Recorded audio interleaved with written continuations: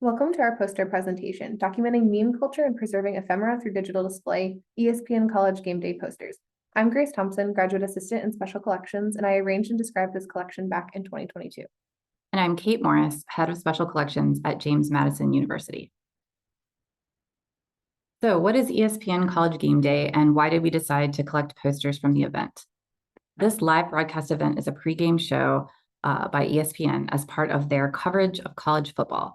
The event has a tailgate atmosphere as thousands of fans and students gather behind the broadcast set holding handcrafted signs.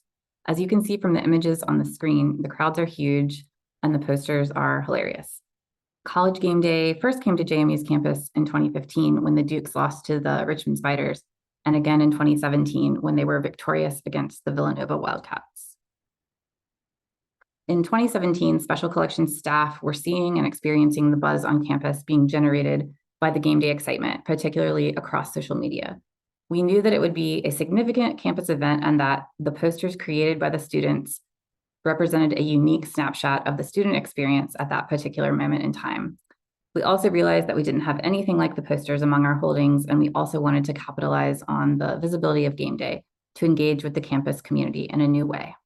We issued a call for posters on social media and immediately began receiving responses, including from these individuals on the screen who had saved their posters from 2015. In the week before the event, we continued to push our collecting initiative on social media to spread the word. And as you can see from the pictures previously, we were potentially in for a deluge of posters, but ultimately we received 16 in total. When processing this collection, our focus was on item-level descriptions to not only accurately describe what the item was, but to ensure that all aspects of the joke were thoroughly explained. As seen with the example for our poster, Villanova Hates Yum Yum Sauce, this entailed using alternative modes of research to acquire the full meaning. I spoke with student, faculty, and staff who were on campus during the 2017 game day, scrolled through our old Twitter feeds, looked through the university's Reddit threads, and more to tease out the full context. Memes largely function through niche topics, the more niche the better. As such, this creates a problem when processing a collection 5 years removed.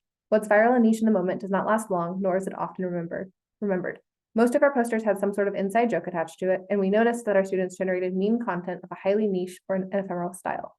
This meant that when it came to processing and describing this collection, I had to handle it differently than our traditional finding aids. Following along with the playfulness of the collection, I drafted finding aids that leaned heavily on the concept of the meme, which is an internet image or video of a humorous nature to over-explain all aspects of each poster.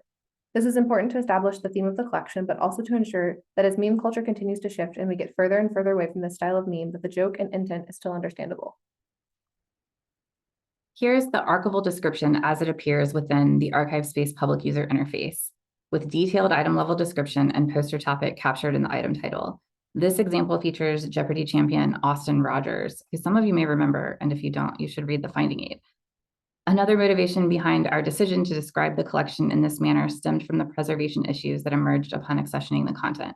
Some of the posters were quickly deteriorating as adhesives failed and some materials began to fade. We knew we needed to digitize these items to preserve the original condition and appearance as much as possible, and digital display would necessitate item-level description.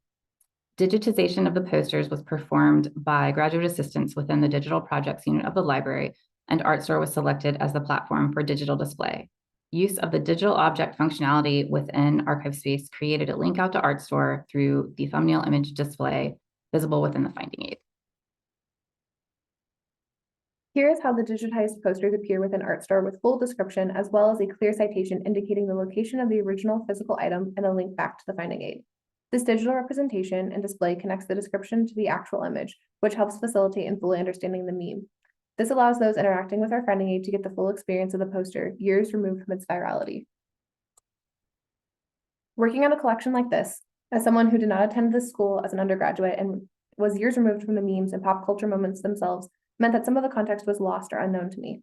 It was this aspect that really made our special collections team realize the importance of processing collections immediately that are ephemeral in nature to ensure that their cultural context is not lost. While only a few years removed from college game day, these posters are seriously outdated in the digital context now. The rate at which meme culture shifts is rapidly increasing over the course of a day. An entire meme can shift and change in meaning. As such, the need to preserve and document is becoming increasingly more important for preserving historical context. A small example of this is Instagram Reels, which generates content very similar to TikTok. However, there's a prevalence of people uploading TikTok content on Instagram, albeit a few weeks delayed. This has caused a transcendence in meme culture, as those who exclusively use Instagram receive this viral content weeks after its initial virality. This disparity causes entire shifts in understanding of the meme through the delay in receiving that changes the understanding due to the current context they possess. Our posters function in a similar way. Researchers searching through these posters now or in the next few years will be so removed from the initial context that we needed a thorough explanation of the 2015 and 2017 meme culture to preserve the overall understanding. We hope you have enjoyed your internet journey back to the memes of 2015 and 2017. If you want to spend more time viewing or reading our descriptions, check out our ArchivesSpace instance, which should be linked in the description box below.